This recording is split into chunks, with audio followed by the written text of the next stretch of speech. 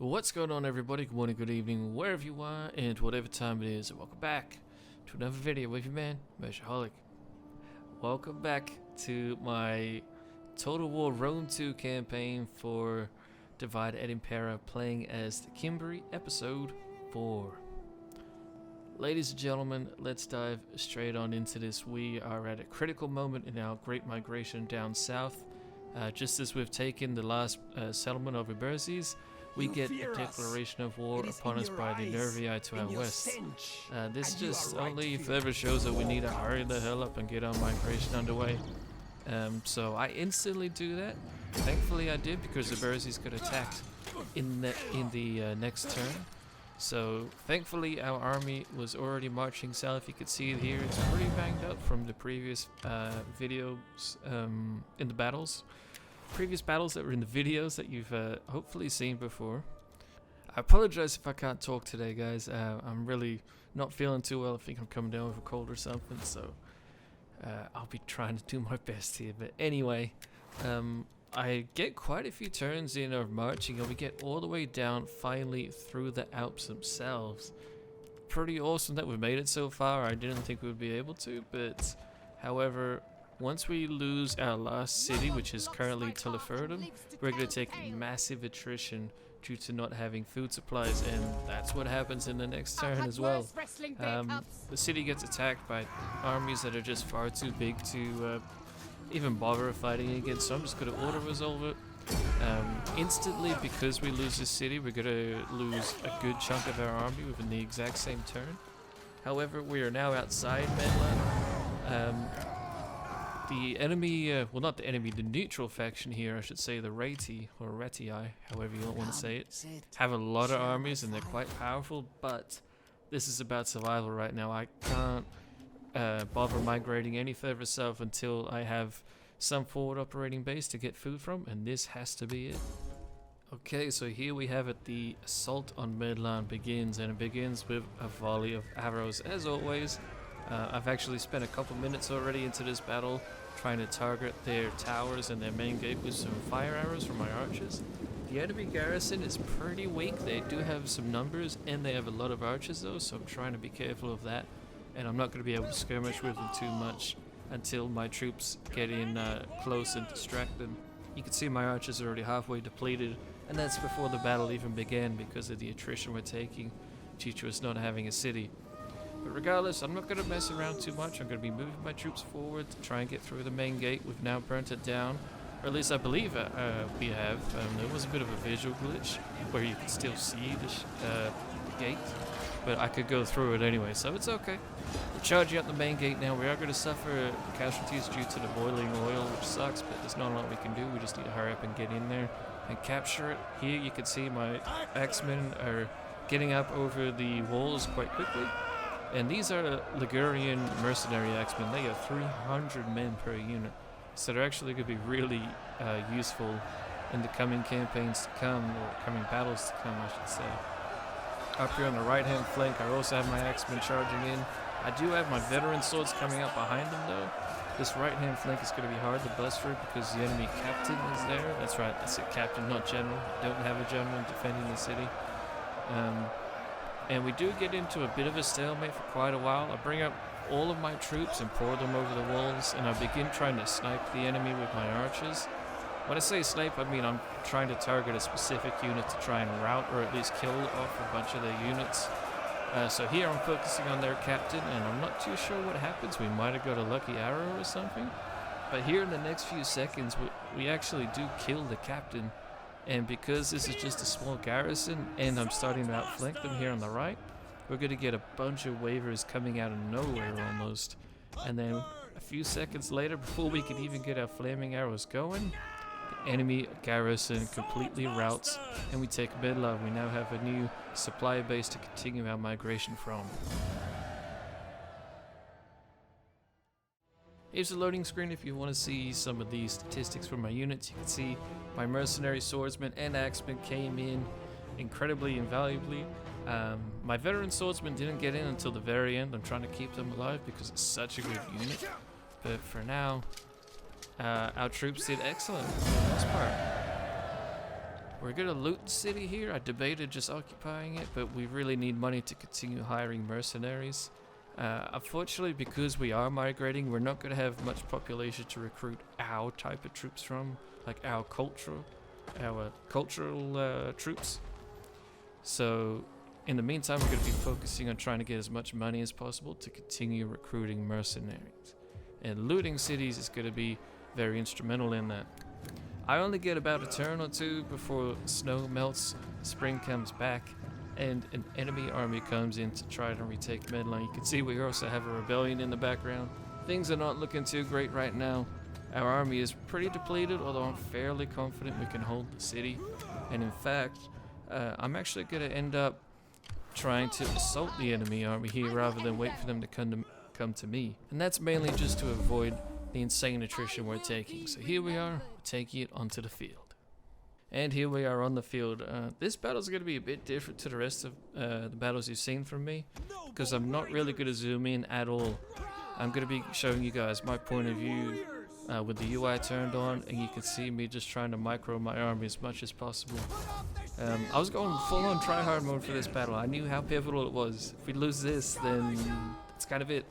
I know I've said that for quite a few battles, but it's in a campaign like this where your army is basically your civilization. That's how it is, you know. If we lose a battle, that's it. It's gone. We can't really bounce back. At least in most cases, and this is one of those cases here. So I'm going to be really trying to do some decent micro. I'm failing on my right hand flank. The enemy got a good charge on me, but on the left and in the center, we're doing quite alright. I'm getting some charges on the enemy, and I'm keeping my archers safe. My main focus here is to try and kill the enemy cavalry as quickly as I can. So I'm using spearmen, horses, and skirmishers on both of my flanks to try and track them down and wipe them out as quickly as possible. My troops are better than theirs. It's just they have more troops and more cavalry. So if I can eliminate the cavalry advantage, we'll be able to get some decent rear charges in and try and remove their numbers advantage against us quite quickly. That I'm also trying to keep my archers alive so they can kill the enemy skirmishers, in addition to having them focus fire when appropriate. I don't do it too much in this battle, but that's okay. They're still going to come in and be quite helpful in helping us kill the enemy cavalry. A few minutes into the grind, and we're actually starting to round up the enemy's cavalry quite quickly. They do have one more unit in the rear that's going to be attacking one of my cav units. It's not ideal, but it does mean that we are starting to kill the enemy cavalry in its entirety. So they have that one last unit. Once we get that, we're going to start to get some really good rear charges in against the enemy and start wrapping up their flanks with my infantry. Although you can see at the bottom of the screen, most of my units are severely depleted and are being depleted quite fast. So this is still looking pretty sticky. My skirmishers come in big in the rear and finish off the enemy cavalry. Combining that with my general, who is still around as a cavalry unit, and our other cav unit that's almost completely depleted, we've been able to get a bunch of rear charges in and just flank the crap out of the enemy. That's pretty much what this battle is all about.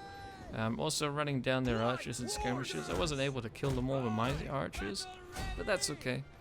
We were still able to use our cavalry advantage to wrap them up fairly quickly.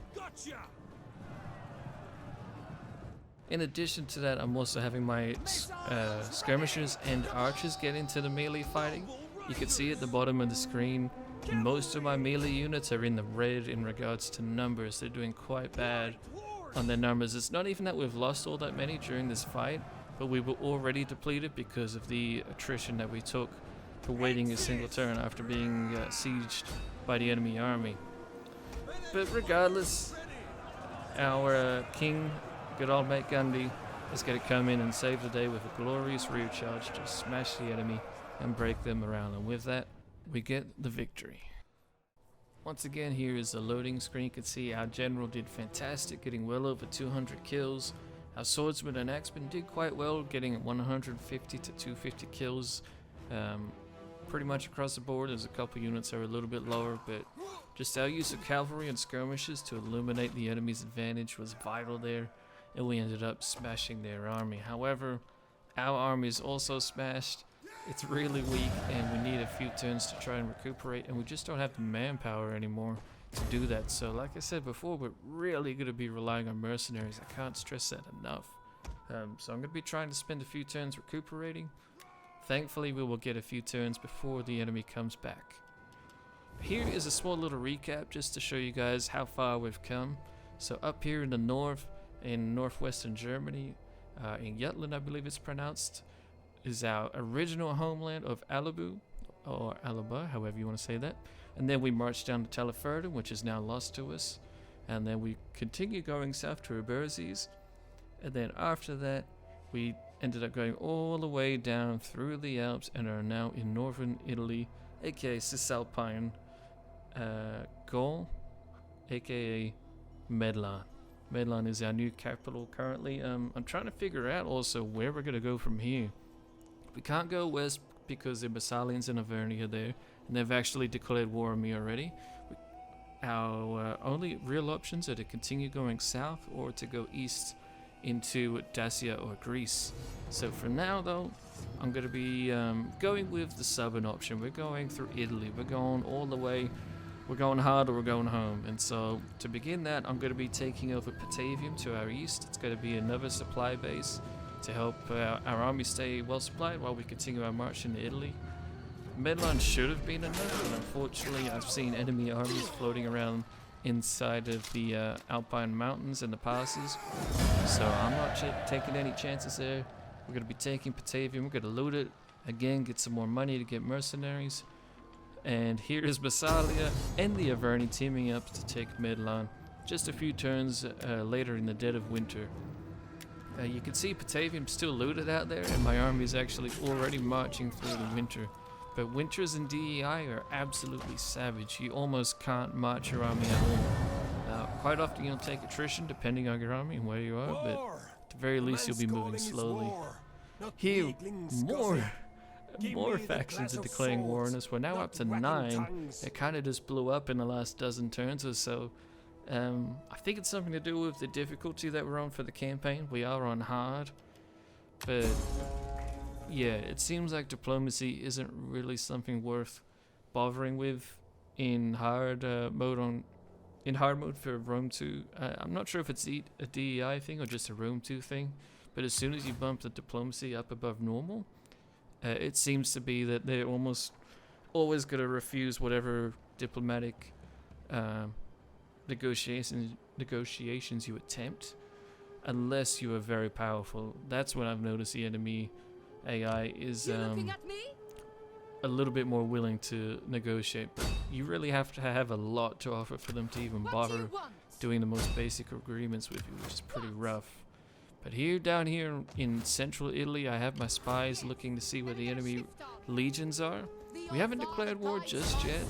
I'm trying to do a bit of a surprise attack. Unfortunately, the Massalians come in and surprise me by taking Batavium quite quickly. Thankfully though, we have managed to march the Cimbri horde further south. We're ignoring the Italian countryside towns, and we're going straight for Rome. But first, you can see the Suebi are coming in. Oh gosh, I hate the Suebi. They're basically the major catalyst that got our migration really going. I wasn't expecting to do this fast. It's been about 60 turns in the campaign, and here we are declaring war and attacking Rome itself, the heart of the Mediterranean at this point, and we had the opportunity to take it over. There's no army that's able to reinforce it. It's just going to be the large garrison, but our army is depleted because we've lost our food supply. So this is it, ladies and gentlemen. This is all or nothing. This is everything.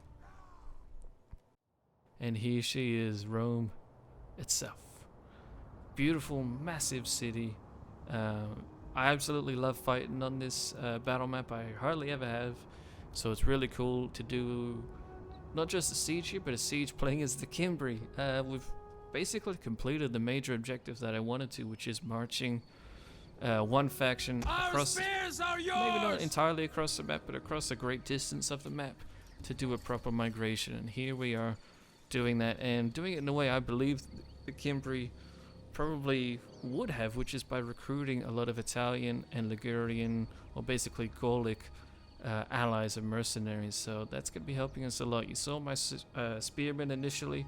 They're going to be holding the enemy side gate while I advance here on this western gate with my veteran swordsmen, who are able to deploy their ladders very close due to guerrilla deployment. I'm just giving you guys a little bit of a show off of my army. My archers are actually in the front holding the spears. Here you're seeing my Ligurian axemen, which I have a lot of. They're really, really helpful and quite cheap.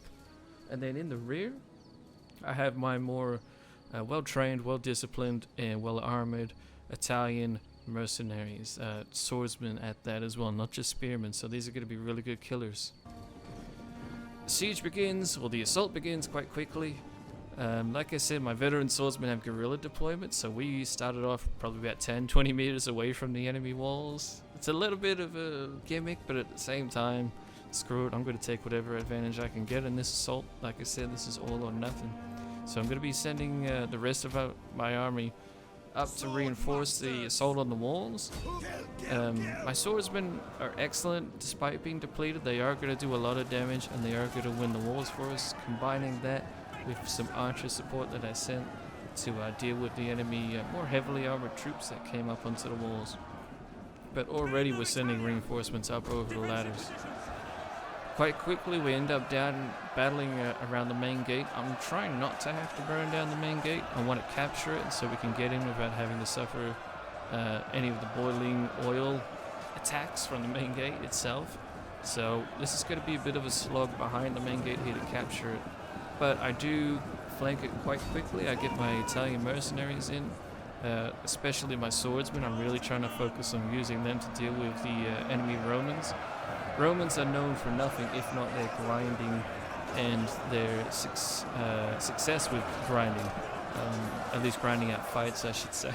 And so I'm trying to use Italians on Italians here, try and save as many of my own people, the Cimbri, as possible.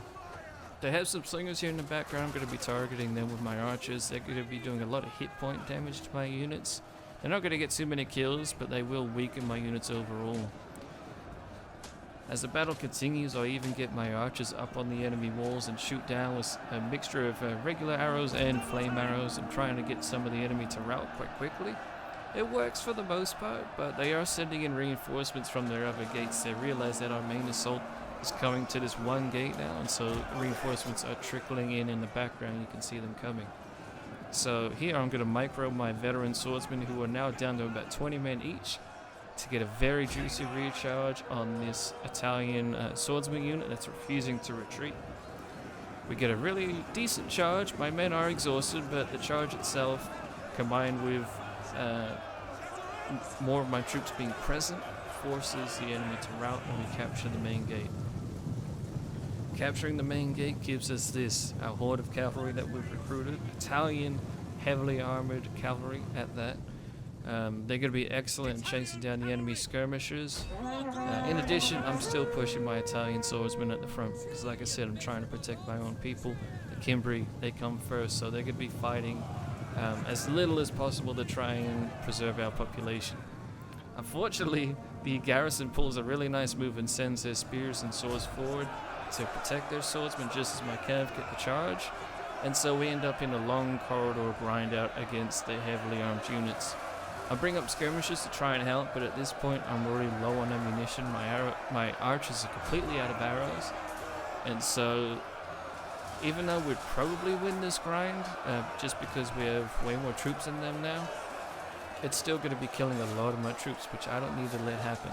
So I'm actually going to retreat with my Italian units, and then I'm going to allow my other melee units to release their javelins on the enemy, who are now exhausted, and then we're going to get some very nice charges in with my Ligurian axemen. They're going to get a really excellent charge, and they're going to be able to overlap and surround the enemy too, due to how the choke point is working down at this end of it. Unfortunately, the enemy slingers continued throwing stones the entire time. They just kept reinforcing the choke point and kept helping out with their slingers. However, my cavalry has now had more than enough time to flank and gets a brutal charge against the enemy slingers. I get both of my cavalry units involved. My general is at the main gate right now trying to boost morale with my main fighting force. Combining that with some axemen that I had sent around the flank as well to try and deal with the enemy general, which I actually did kill. But now they're going to be focusing on the enemy slingers, because these slingers are a proper pain in the butt. They're hurting my men's morale, and like I said, they're hurting their hit points. They're not necessarily killing a lot of people, but they're helping their melee units kill a lot. So if I can take them out, they'll relieve a lot of pressure off my main attack. We get a nice juicy charge. You're seeing a lot of carnage here. This was an incredibly bloody battle. A lot of grinding took place here. But I think it's going to be enough. It looks like we have the enemy choked up. And not only that, but I actually have the victory point captured. I didn't really mean to do that. I thought it would just be for a morale boost, but either way, the enemy army is about to rout regardless. So even though we win because we captured the victory point, that's not the end of the world. That's fine. We still get the decisive victory that we need. We get Rome, ladies and gentlemen, finally.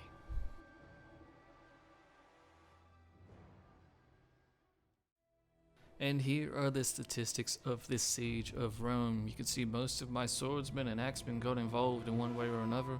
Our Italian swordsmen did fantastic. I'm going to be really trying to recruit a lot of them in the campaign moving forward. Veteran swordsmen did fantastic. Archers did okay. They did pretty good considering the angles that they had to try and hit the enemy. They did their part, as did my cavalry. So I was really happy with the performance of my army overall. Despite it almost being entirely not Germanic, we only have, I guess we have 6 German units. If you include the archers, I don't really include them because they're kind of just archers that have a couple unique things about them. One being that they have spears, and 2, actually no, they don't have guerrilla deployment. I thought they did, but that's right, they don't. Regardless, we're going to loot the city of Rome. How could you not? I thought about occupying it to try and reduce public order issues, but we're going to have the issues regardless due to our cultural differences. So screw it. Let's get the money. Let's loot the city for what it's worth. And then we'll actually repair, rebuild, and settle here. Rome is now our new home. This is where we're staying for the rest of the campaign permanently. However, what happens for the rest of the campaign, I honestly have no idea. I'd really like some input on it from you lot in the comments. So throw some comments my way. Let me know what you'd like to see. Do you want to see a Germanic Rome rise? Do you think we should try and just settle here for a little bit and continue our migration? Maybe go down in Carthage, check out Greece. But to me, I'm really happy with just chilling in Rome and then rebuilding the Cimbrian kingdom in Italy itself. So my thinking is that our campaign will continue. We'll take over all of Italy, perhaps the islands just off of Italy. Once we have a decent kingdom founded, I'm not too sure. I don't know if we want to continue and do a all or nothing campaign where we just start killing everybody, or trying to at least. But anyway, give me your thoughts down below, pretty please. Make sure that you subscribe. Feel free to share the video if you like. That really helps out the channel a lot. Share it to a mate who likes Total War or strategy games. But anyway, I really hope you guys are enjoying this campaign and this style of seeing Total War Let's Plays. I know it's very different. This is about turn 66 or 65, so you're missing out on a lot of the boring stuff. But hopefully you enjoy that and you just want to see the story and the fun battles. Just like I do. I create content that I feel like I'd want to watch. So hopefully you guys are on the same page as me. But anyway, thank you all for watching. Hope you guys enjoyed, and I shall see you in the next one.